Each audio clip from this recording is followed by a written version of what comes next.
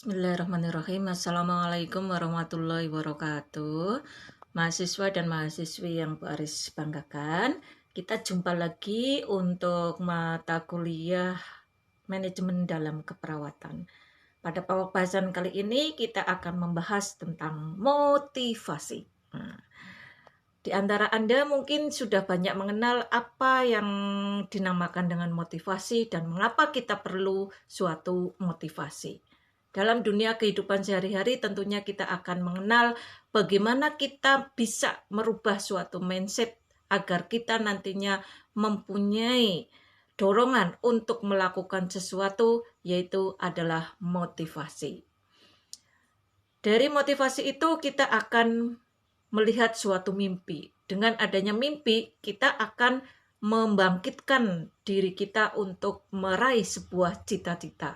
Dari cita-cita itulah nantinya kita akan meraih sebuah kesuksesan.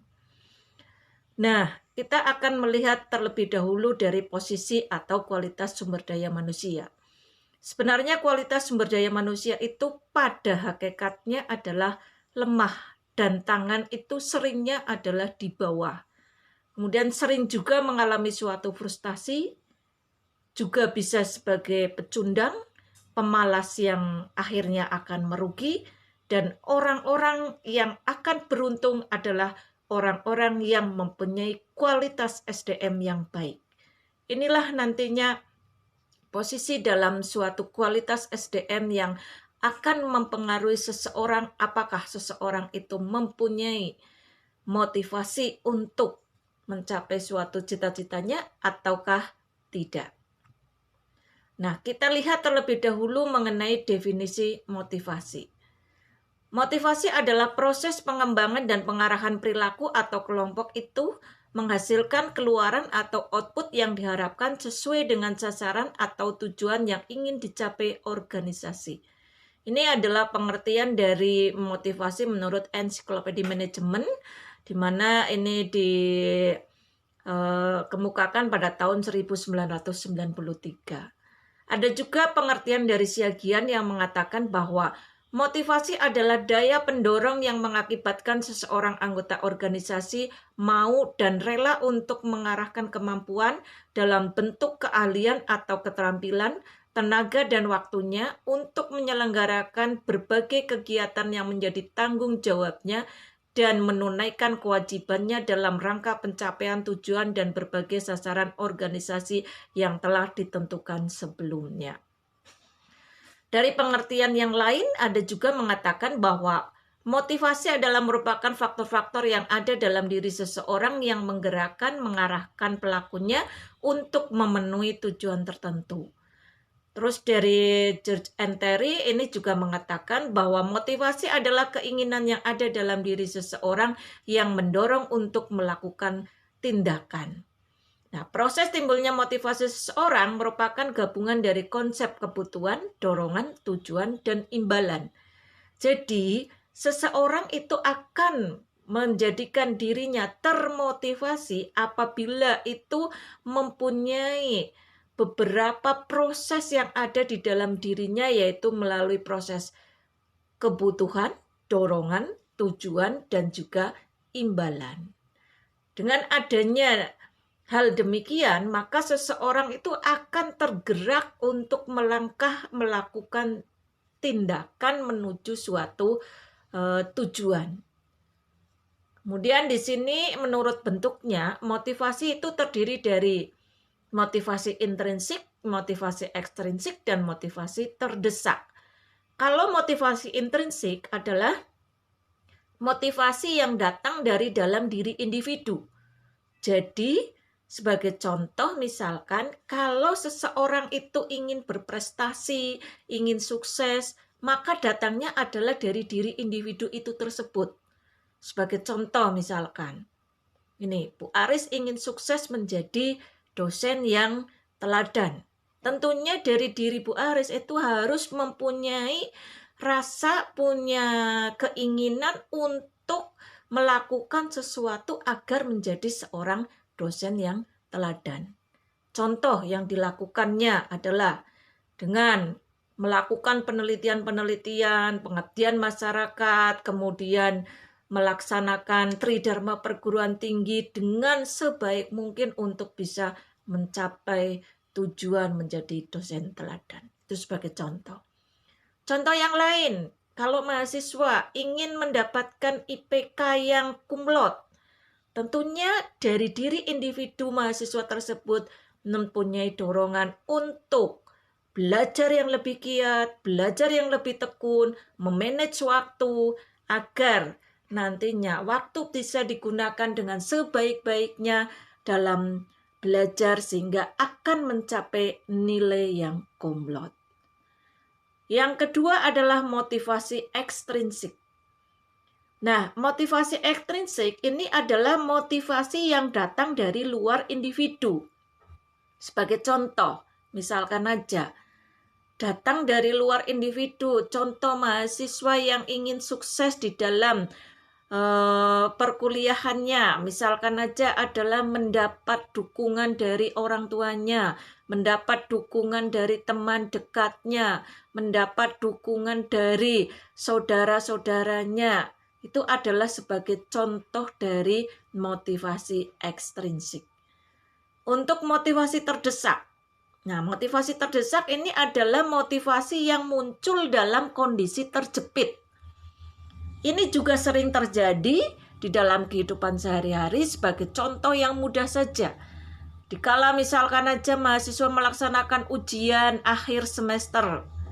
Pada ujian akhir semester tentunya sudah ada aturannya, sudah ada tata tertibnya. Sebagai contoh, tidak boleh mencontek, tidak boleh kerjasama dengan temannya. Tetapi karena adanya kondisi terjepit, mungkin tidak tahu, mungkin kurang belajar, mungkin tidak bisa mengerjakan soal tersebut, sehingga mahasiswa itu pada kondisi tersebut itu berusaha untuk melakukan kerjasama mengerjakan ujiannya. Sebagai contoh, misalkan dengan menggunakan kode-kode, menggunakan ya macam-macam ya isyarat-isyarat yang ada, kedipan mata, atau mungkin ya jari-jari yang jemarinya itu mengkodekan ini nomornya berapa, jawabannya A, B, dan C. Kalau A misalkan aja adalah menunjuk pada mata, kalau B adalah mengusap-usap hidung misalkan, kalau C adalah misalkan aja dengan mengusap pada bagian kepalanya, kalau D misalkan aja adalah dengan ya mengangkat tangannya, atau mungkin E misalkan aja adalah dengan memutar badannya. Nah, ini contoh-contoh dalam kondisi-kondisi terjepit yang memotivasi seseorang mahasiswa dalam ujian misalkan aja untuk melakukan dorongan agar bisa mengerjakan ujian tersebut. Nah, hal seperti itu tentunya tidak perlu dilakukan karena motivasi terjepit ini akan biasanya adalah ke arah hal-hal yang negatif. Kita lanjutkan ke proses timbulnya motivasi seseorang.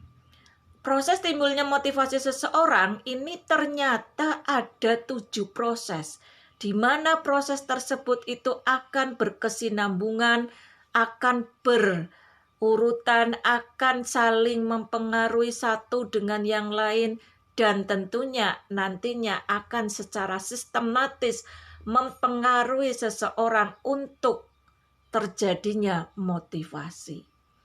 Yang pertama adalah nanti kita lihat akan kebutuhan yang belum terpenuhi. Dengan kebutuhan yang belum terpenuhi, seseorang akan punya dorongan, punya motivasi untuk melakukan pemenuhan kebutuhan tersebut. Yang kedua adalah mencari dan memilih cara-cara untuk memuaskan kebutuhan.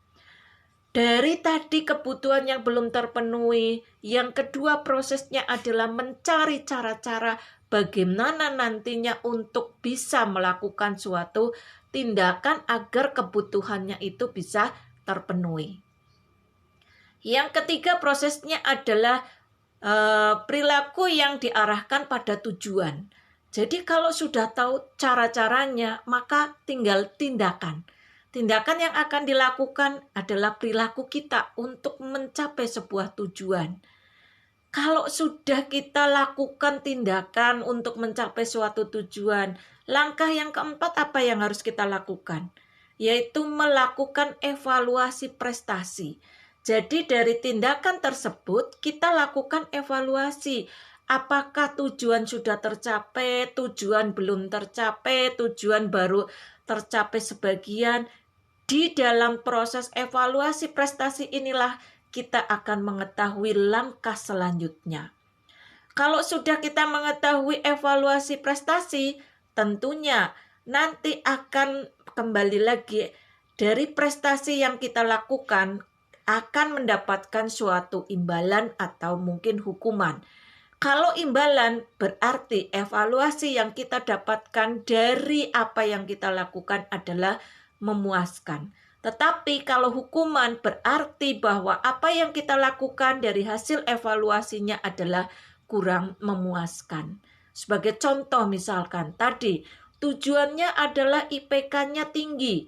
Kalau usaha kita sudah dilakukan, ini kan kebutuhannya IPK-nya tinggi. Cara-caranya sudah kita lakukan dengan belajar giat, memanage waktu dan sebagainya ya.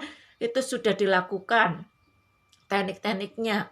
Terus kita juga sudah action, belajar dari jam sekian sampai jam sekian, kemudian dijadwalkan lagi untuk diskusi kelompok jam sekian sampai jam sekian dan sebagainya. Itu sudah dilakukan.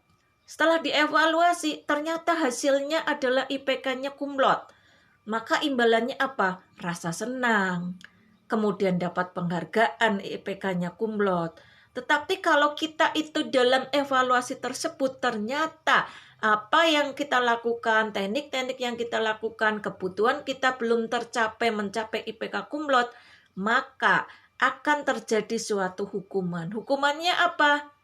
Hukumannya yang terjadi adalah kita merasa tidak puas, kita merasa akhirnya adalah merasa ya kurang berhasil dan sebagainya, kurang berprestasi.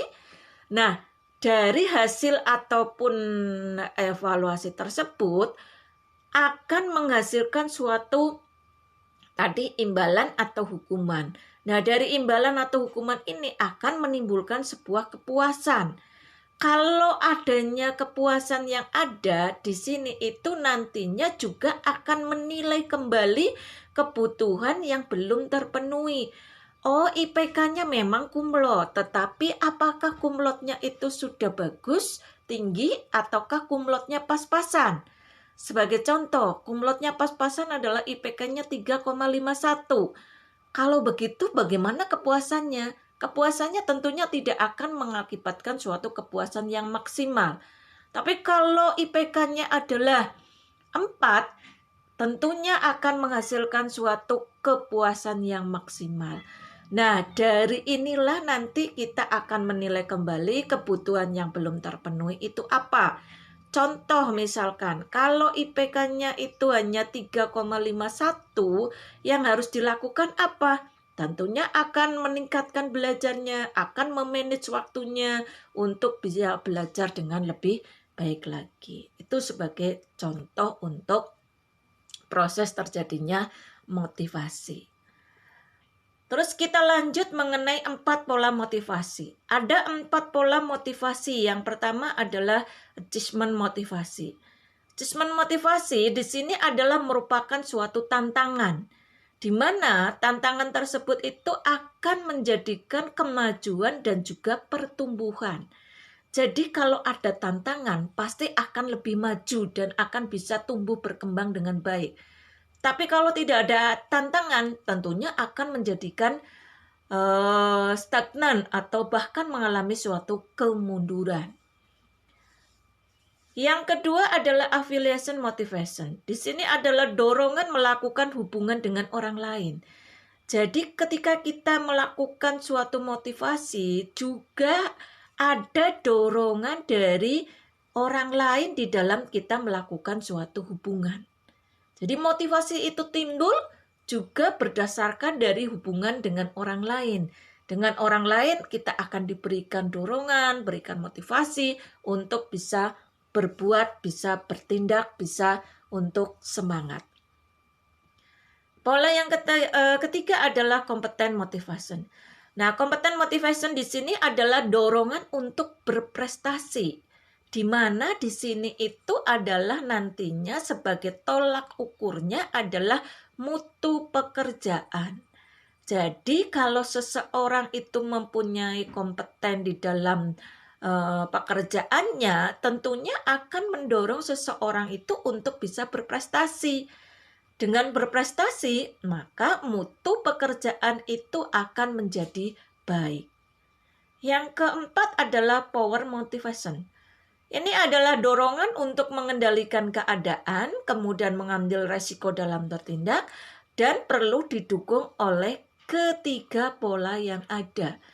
Jadi power motivation tidak akan bisa berfungsi kalau ketiga pola yang ada itu tidak mendukung terhadap dorongan untuk mengendalikan keadaan yang ada.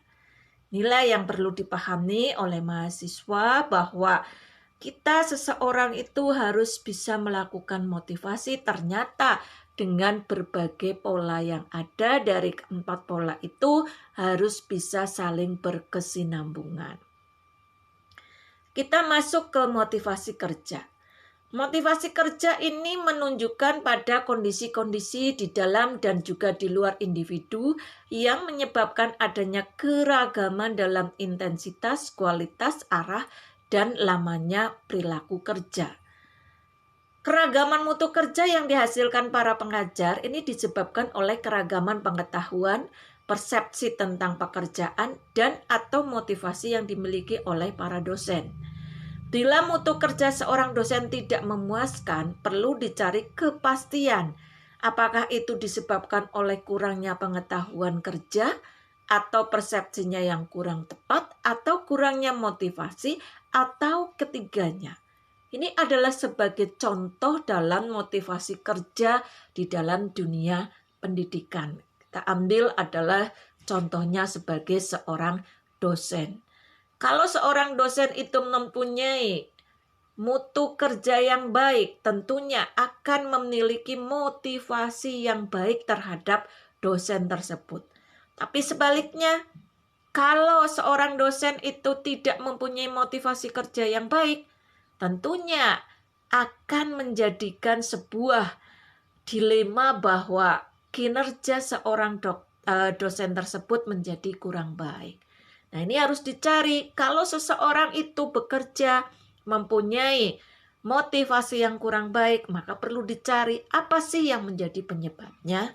Nah, dari situlah kita akan mengetahui langkah selanjutnya untuk menjadikan lebih berprestasi. Kita lanjutkan ke tujuan memotivasi pekerja. Tujuan dari memotivasi pekerja itu diantaranya adalah yang pertama mendorong gairah dan semangat pekerja, yang kedua meningkatkan moral dan kepuasan kerja, yang ketiga meningkatkan produktivitas, yang keempat mempertahankan stabilitas dan loyalitas, yang kelima meningkatkan kedisiplinan, yang ketujuh menciptakan suasana dan hubungan kerja yang baik, yang kedelapan meningkatkan kreativitas dan partisipasi, yang kesembilan meningkatkan kesejahteraan, kesepuluh mempertinggi rasa tanggung jawab, dan kesebelas meningkatkan efisiensi penggunaan alat dan bahan baku. Nah, dari tujuan memotivasi pekerja ini, harapannya dengan kita memberikan suatu dorongan, meningkatkan moral, produktivitas, mempertahankan stabilitas, meningkatkan kedisiplinan, menciptakan suasana dan hubungan yang baik. Ini semuanya nantinya akan bisa mencapai sebuah motivasi kerja yang baik. Terus kita lanjutkan bagaimana cara memotivasi kerja. Nah, cara memotivasi kerja ini ada beberapa cara. Yang pertama adalah the strong approach. The strong approach ini adalah menekankan kewenangan sebagai pimpinan. Jadi bagaimana seorang pimpinan itu mempunyai wewenang untuk bisa melakukan motivasi kerja kepada para karyawannya. Nah, di sini diharapkan itu sebagai seorang pimpinan itu bisa melakukan motivasi kerja kepada para karyawannya, bukan sebaliknya menjadikan demotivasi kerja. Contoh yang mudah, ini menekankan kewenangan sebagai pemimpin. Misalkan aja, kewenangannya terhadap kedisiplinan untuk bisa melakukan motivasi kerja. The strong approach ini yang dilakukan oleh wewenang seorang pemimpin dalam hal kedisiplinan. Sebagai contoh adalah pemimpin memberikan contoh untuk misalkan jam kerja. Itu sebelum waktu karyawan berangkat, pimpinan itu sudah ada di ruangan tersebut. Sehingga bagaimanapun juga kalau pimpinan itu sudah datangnya lebih duluan daripada karyawannya, kalau seorang pemimpin akan menekankan kewenangan kedisiplinan, itu sangatlah mudah. Tetapi kalau dalam hal ini kedisiplinan ternyata pemimpinnya saja datangnya belakangan dari karyawannya, maka bagaimana akan bisa menekankan kewenangan sebagai seorang pemimpin? Karena beliaunya sendiri juga tidak menjadikan teladan bagi pekerja yang lain, sehingga tidak menjadikan suatu motivasi kerja. Yang kedua, the be good approach. Nah, the be good approach ini adalah memberi kondisi kerja dan tunjangan yang baik. Jadi, sebagai contoh, misalkan aja sekarang, kondisi kerja dan tunjangan yang baik adalah di lingkungan kerjanya diciptakan suasana kerja yang harmonis, suasana kerja yang nyaman, kemudian segala fasilitasnya yang terkait dengan pekerjaan itu dipenuhi. Ya, contoh yang mudah aja sekarang. Di zamannya sekarang adalah zaman 4.0. Pada zaman sekarang ini adalah teknologi luar biasa digunakan. Semuanya serba internet.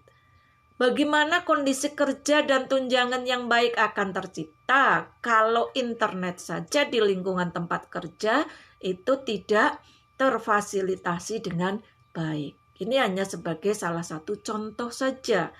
Begitu juga dengan kondisi mahasiswa. Bagaimana mahasiswa akan bisa melakukan proses pembelajaran daring kalau internet saja tidak memiliki kuota? Ini sebagai contoh.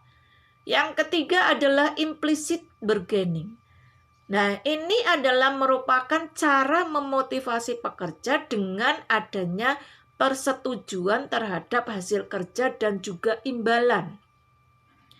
Jadi di sini cara memotivasinya adalah dengan persetujuan. Sebagai contoh, kalau misalkan pekerja A bisa mencapai, misalkan aja adalah menyelesaikan target tenggang waktu sebelum tanggal ditetapkan, maka akan mendapatkan reward atau imbalan 2 kali lipat dari gaji. Itu sebagai contoh. Nah, contoh yang lain misalkan aja. Kalau nanti yang mudah lah ya, misalkan kalau nanti mahasiswa itu mempunyai nilai IPK cum laude 4, maka akan mendapatkan reward imbalan berupa beasiswa. Nah, ini sebagai contoh. Ini contoh-contoh cara untuk memotivasi pekerja di dalam implicit bargaining. Contoh yang lain, misalkan aja, kalau misalkan di dalam sebuah institusi misalkan aja hasil kerjanya adalah bisa melebihi target yang sudah ditetapkan. Contoh misalkan, akreditasi di dalam institusi misalkan targetnya B. Tetapi di dalam pelaksanaannya ternyata setelah diakreditasi menjadi A. Nah, tentunya kalau sudah dapat A akan mendapatkan imbalan. Imbalannya itu tentang apa? Ya nggak tahu apa itu bisa berupa gaji, kenaikan pangkat, atau mungkin refreshing, atau mungkin bentuknya pelatihan, dan lain sebagainya. Itulah untuk cara memotivasi kerja. Cara yang lain adalah competition. Competition ini adalah yang bekerja baik akan mendapatkan bonus yang sesuai. Jadi di sini itu cara memotivasinya adalah kalau kerjanya bagus, nanti akan dikasih bonus. Kalau kerjanya tidak bagus, maka tidak mendapatkan bonus. Ini adalah cara memotivasi dengan competition. Nah, yang selanjutnya adalah internal motivation. Internal motivation ini adalah cara yang dilakukan dengan perluasan pekerjaan ataupun job enlargement, kemudian penggiliran pekerjaan atau job rotation, kemudian ada pentingnya kepuasan sosial dan gaya kepemimpinan yang sesuai dengan situasi. Nah, internal motivation intinya di sini adalah nantinya para pekerja diberikan kesempatan untuk menduduki sebuah jabatan-jabatan atau mungkin job-job yang ada, dilakukan rotasi, dilakukan suatu pembinaan, dilakukan suatu tindak evaluasi untuk mengetahui apakah terjadi kepuasan atau tidak dalam kehidupannya ya. Lah, ini tentunya akan mempengaruhi sekali terhadap internal motivasi, termasuk di dalamnya adalah bagaimana seorang pemimpin itu menggunakan gaya kepemimpinannya dalam situasi dan kondisi yang ada. Kita masuk ke Be Innovation. Be inovatif ini adalah merupakan kiat-kiat untuk membuat Anda jauh lebih inovatif. Jadi bagaimana kita itu akan bisa jauh lebih inovasi. Caranya seperti apa? Yang pertama adalah penegasan diri. Jadi dari diri kita itu harus punya rasa tegas, harus bisa memutuskan, oh iya, oke, saya akan melangkah, saya akan berhasil, saya akan berprestasi, dan lain sebagainya. Itulah namanya penegasan diri. Yang kedua adalah ubah cara pandang. Kalau kita itu mau lebih kreatif, lebih inovatif, lebih berhasil, maka harus bisa merubah cara pandang. Cara pandang kita adalah ke arah yang positif, bukan arah yang negatif. Sebagai contoh misalkan aja, oke, tahun depan 2022 saya akan sukses. Oke, tahun depan 2022 saya akan mempunyai IPK cum laude. Oke, tahun depan 2022 saya akan sukses. Saya akan lain-lainnya. Silahkan sesuai dengan apa yang membuat Anda itu lebih inovatif. Mungkin akan menjadi lebih kaya, akan menjadi lebih sukses segalanya dan sebagainya. Itu terserah. Yang ketiga adalah keluar dari tempurung. Jadi kalau kita pengen lebih inovatif, maka kita harus keluar dari lingkungan yang ada di dalam individu itu sendiri. Jadi kita harus tahu lingkungan luar seperti apa, kemudian kemajuan, teknologi yang ada, dan lain sebagainya. Kita harus tahu dunia luar. Jangan asik dengan dunianya sendiri, merasa berhasil dengan lingkungannya sendiri. Ternyata setelah kita lihat ke luar, sudah ketinggalan zaman, sudah ketinggalan teknologi, sudah ketinggalan era, dan lain sebagainya. Yang keempat, tentukan kuota ide. Jadi kalau kita itu pengen mempunyai inovasi yang lebih, maka tentukan ide-ide yang ada. Sebagai contoh, tiap hari kita tentukan 3 ide, 5 ide. Nah, dari 3 ide, 5 ide itu tiap hari kita lakukan. Sekarang idenya beda, besok beda lagi. Besoknya lagi beda lagi. Itulah ya, kuota ide, semakin banyak ide yang kita lakukan, berarti akan semakin inovatif. Semakin sedikit ide yang kita gagaskan, kita ungkapkan, berarti kita semakin tidak inovatif atau kurang inovatif. Yang kelima adalah ganti kebiasaan. Nah ini, kebiasaan kadang-kadang membuat kita itu terlena. Dengan kebiasaan sudah membuat kenyamanan. Nah inilah yang nantinya mengakibatkan seseorang itu kurang inovatif.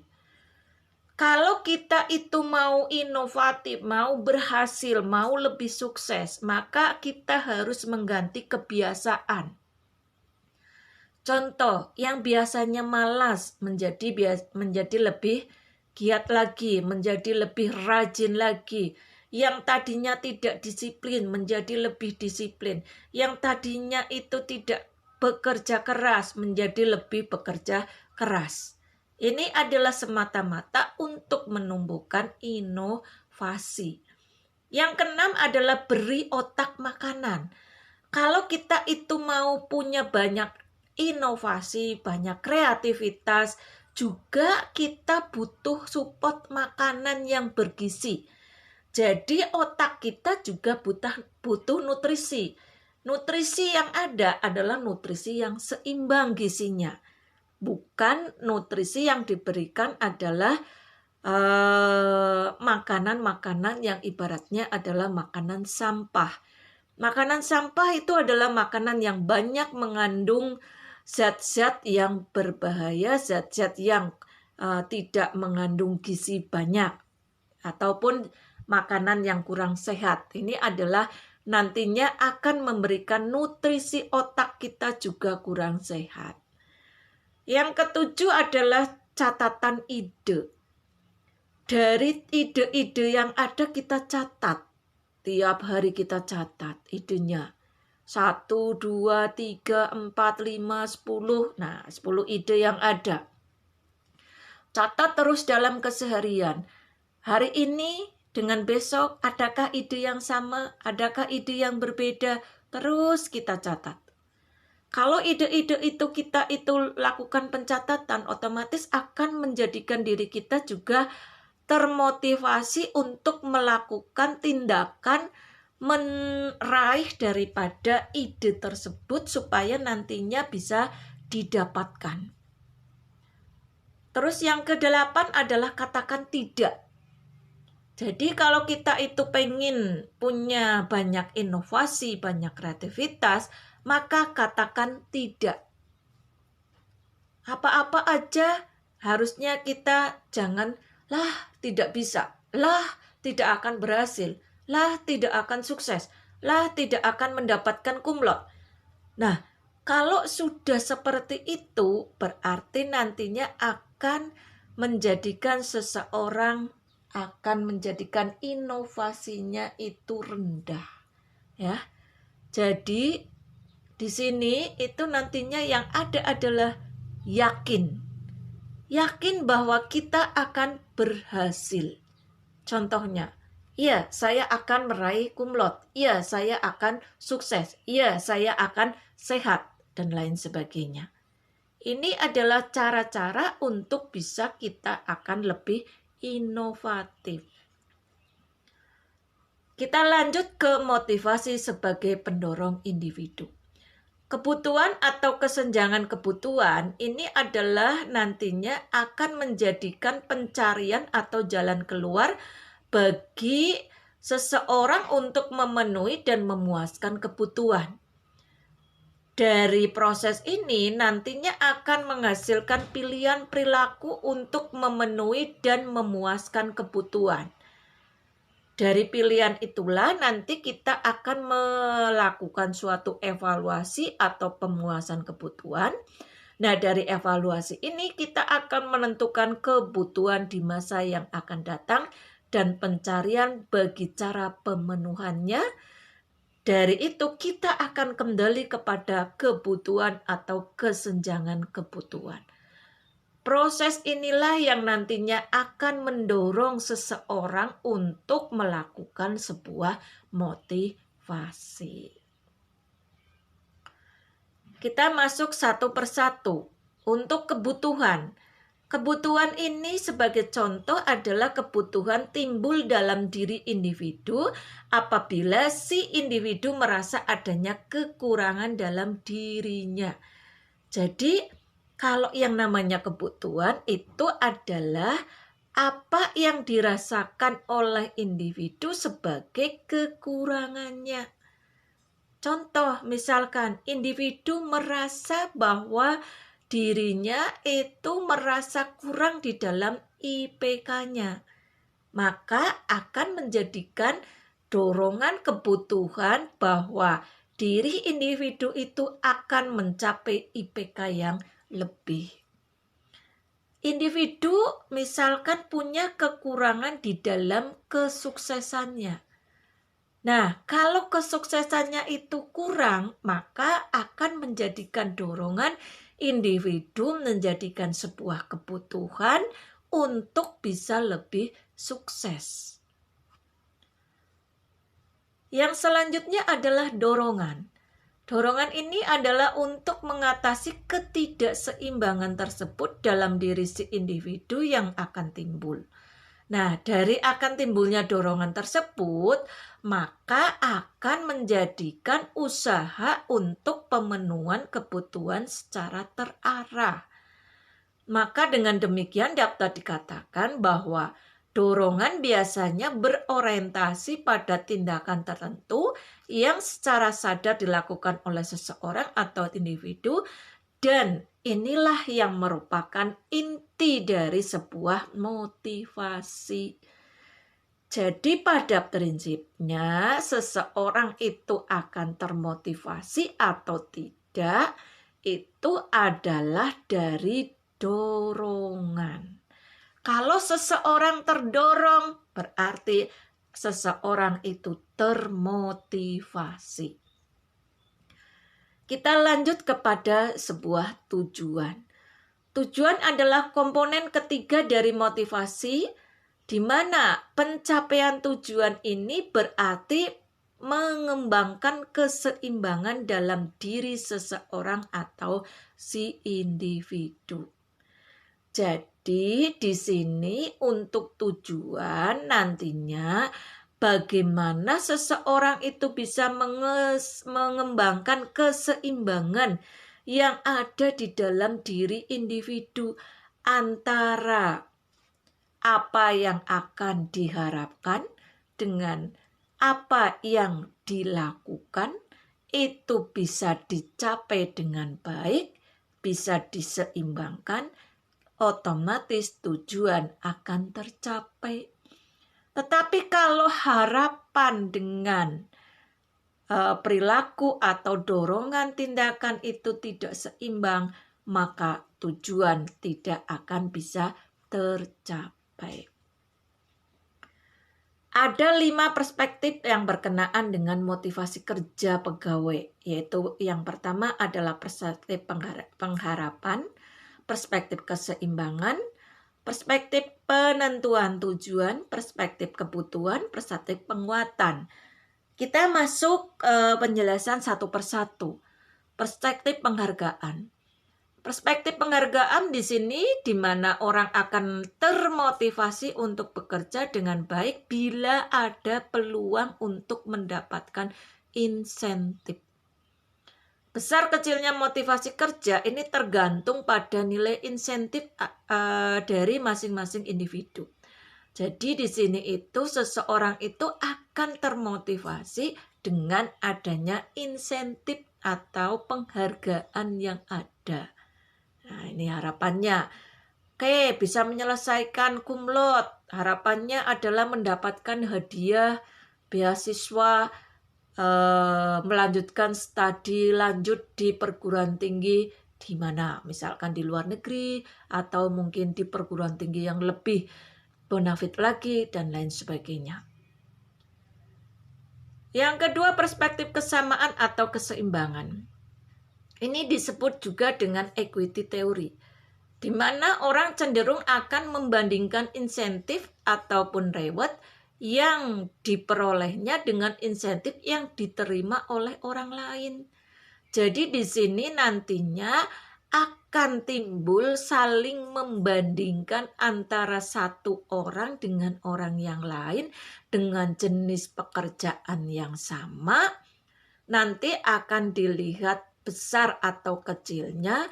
Nah, dari sinilah nantinya orang akan melihat rasa puas atau tidak puas, kecewa atau tidak kecewa, yang akan mendorong seseorang nantinya akan memotivasi atau tidak memotivasi. Sebagai contoh, sama-sama sebagai dosen di perguruan tinggi A dan perguruan tinggi B. Nah, perguruan tinggi A insentifnya lebih tinggi, fasilitasnya juga sudah terpenuhi dengan baik, sementara di fasilitas untuk perguruan tinggi B itu oke, insentif sama, tapi fasilitas berbeda, kurang baik. Ini juga akan menjadikan perspektif kesamaan atau keseimbangan sehingga orang merasa lebih kecewa di instansi B sehingga akan mengakibatkan motivasinya kurang baik. Terus perspektif penentuan tujuan. Orang itu termotivasi untuk mencapai tujuan yang jelas. Sebaliknya, orang akan bermotivasi kerja rendah bila tujuan dari pekerjaannya tidak jelas. Nah, di sini itu nantinya akan menjadikan seseorang itu akan bisa menjadi motivasi baik atau tidak baik. Motivasinya akan tinggi, akan baik bila nantinya tujuannya jelas. Sebaliknya, motivasinya tidak baik kalau tujuannya tidak jelas. Nah, di sini bisa kita lihat mengapa berbagai permainan game sangat memotivasi banyak orang untuk ikut melakukan, karena tujuan yang harus dicapai adalah jelas dan menarik. Contohnya aja adalah permainan sepak bola. Itu tujuannya jelas, yaitu mengegolkan. Kalau tujuannya jelas, gol, oke, tujuan berarti tercapai dengan memenangkan pertandingan. Terus sebagai contoh yang lain, orang yang tugasnya jelas itu tujuannya dan juga nanti akan menjadikan seseorang itu lebih menantang, lebih menunjukkan motivasi kerja yang lebih besar daripada orang yang tugasnya kabur atau terlalu mudah untuk mencapainya. Jadi kalau seseorang itu punya tujuannya itu di atas rata-rata atau di atas standar, tentunya akan menjadikan sebuah tantangan tersendiri untuk lebih termotivasi.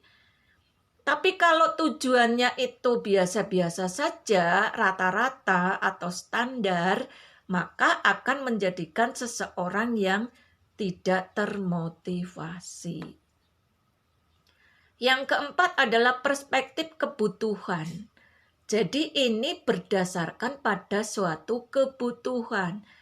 Untuk berdasarkan pada suatu kebutuhan, di sini ada teori hierarki Maslow. Di sini itu adalah mengenai hierarki kebutuhan.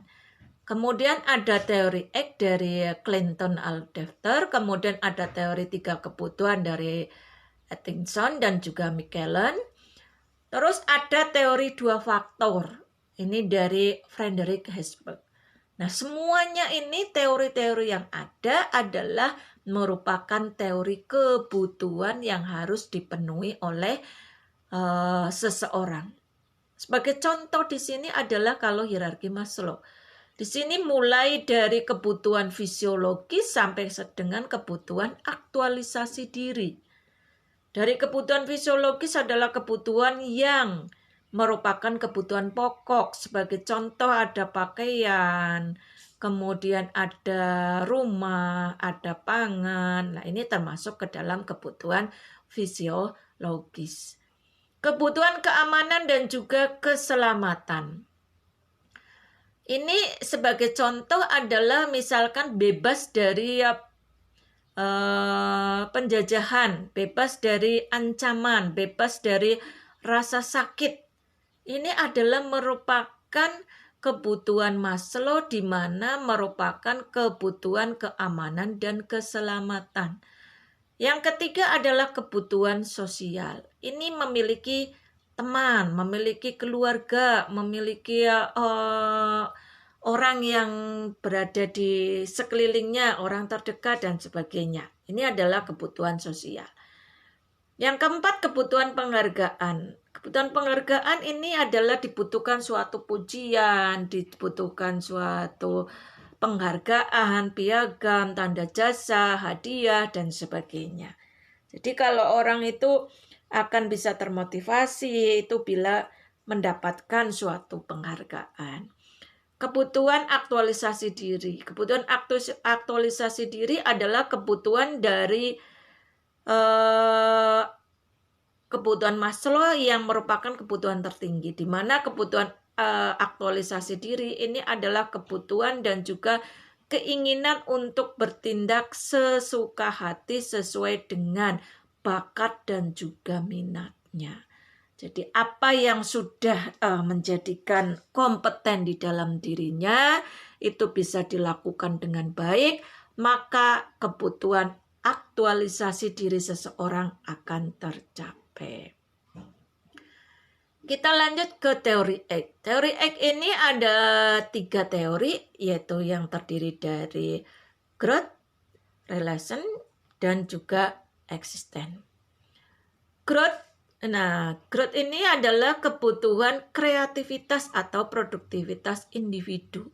Jadi seseorang itu punya kebutuhan untuk bisa kreatif, bisa untuk menghasilkan sesuatu, bisa untuk berinovasi. Inilah untuk growth need. Yang kedua adalah related need. Related need ini adalah kebutuhan hubungan sesama manusia. Jadi kita itu mempunyai cara atau mempunyai kebutuhan bagaimana untuk bisa berhubungan dengan orang lain dengan kita melakukan suatu komunikasi. Yang ketiga adalah existence. Existence need ini adalah hierarki kebutuhan Maslow, di mana segala sesuatunya itu akan bisa tercapai dengan baik kalau dari semua kebutuhan yang ada, yaitu 5 kebutuhan Maslow itu terpenuhi. Terus kita masuk teori 3 kebutuhan dari attention. Nah, di sini ada need for assessment, kemudian need for affiliation, dan need for power. Di mana untuk need for assessment di sini adalah kebutuhan berprestasi, di mana adalah nantinya menjadikan dorongan untuk melebihi, mencapai standar-standar, dan juga berusaha keras untuk berhasil. Jadi bagaimana caranya agar seseorang untuk bisa mencapai standar yang ada sehingga dinyatakan berhasil.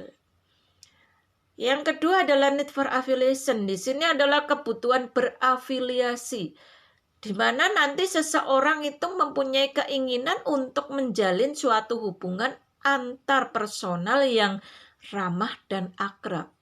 Jadi akan tercipta suasana hubungan komunikasi yang baik antara satu orang dengan orang yang lain. Yang ketiga adalah need for power. Di sini adalah kebutuhan berkuasa. Ini dapat dikatakan bahwa kebutuhan untuk membuat individu lain berperilaku sedemikian rupa sehingga mereka tidak akan berperilaku sebaliknya. Jadi bagaimana seseorang untuk bisa melakukan suatu tindakan agar nantinya orang yang sudah melakukan tindakan positif tidak akan berbalik menjadi perbuatan yang negatif. Kita masuk ke motivasi dan kepuasan kerja. Kepuasan kerja adalah perasaan senang atau puas kepada pekerjaan yang dilakukannya. Jadi kepuasan kerja ini adalah berkaitan dengan motivasi kerja. Terus bagaimana hubungan antara kepuasan kerja dan juga kinerja? Pada kondisi-kondisi tertentu tentunya akan terjadi suatu hubungan yang signifikan antara kepuasan kerja dan juga kinerja. Untuk perbaikan kondisi kerja yang menaikkan peluang pekerjaan, ini cenderung akan meningkatkan produktivitas atau kinerja. Tetapi hubungan itu tidak begitu kuat atau korelasi terhadap apa yang ada. Jadi ada yang mengatakan bahwa ternyata perbaikan kondisi kerja yang menaikkan perluasan di dalam pekerjaan ini cenderung akan meningkatkan produktivitas atau kinerja. Tapi tidak semuanya itu akan menjadikan hubungan itu kuat atau hubungan itu baik. Ada juga yang mengatakan bahwa hubungannya itu akan lemah, yaitu hanya sekitar 0,14%. Kemudian ada beberapa ahli juga berpendapat bahwa kinerja yang tinggi itu akan menghasilkan kepuasan. Tidak sebaliknya. Misalkan kinerja yang rendah akan menghasilkan ketidakpuasan. Ada juga kinerja yang rendah menghasilkan kepuasan. Nah, ini nanti tergantung daripada individu secara masing-masing. Tapi pada umumnya para ahli itu mengatakan bahwa kinerja yang tinggi tentunya akan menghasilkan sebuah kepuasan. Nah, ini ya. Ada juga dari Plato yang mengatakan bahwa orang yang ingin bergembira itu harus menyukai kelelahan akibat bekerja. Artinya apa? Kalau orang nantinya akan senang, tentunya harus bisa bekerja keras terlebih dahulu. Jadi kita akan bersenang-senang kalau kita sudah bekerja keras. Gimana kita akan senang-senang kalau kita itu malas bekerja? Ini adalah menurut Plato. Kalau menurut Winston ini mengatakan bahwa keberhasilan adalah kemampuan untuk melewati dan mengatasi dari satu kegagalan ke kegagalan berikutnya tanpa harus kehilangan semangat. Jadi kalau menurut Winston ini kita akan berhasil, kita akan sukses kalau kita mampu mengatasi kegagalan yang sudah pernah terjadi untuk menjadikan semangat menuju keberhasilan berikutnya tanpa kita harus kehilangan semangat. Inilah kunci sukses untuk kita berhasil. Jadi belajar dari kegagalan yang sudah ada. Demikianlah yang Bu Aris bisa sampaikan terkait dengan motivasi dalam manajemen keperawatan. Semoga apa yang Bu Aris sampaikan bisa bermanfaat, dan mohon maaf kalau dalam penyampaian ada yang kurang berkenan atau ada kesalahan. Terima kasih. Billahi taufiq wal hidayah. Assalamualaikum warahmatullahi wabarakatuh.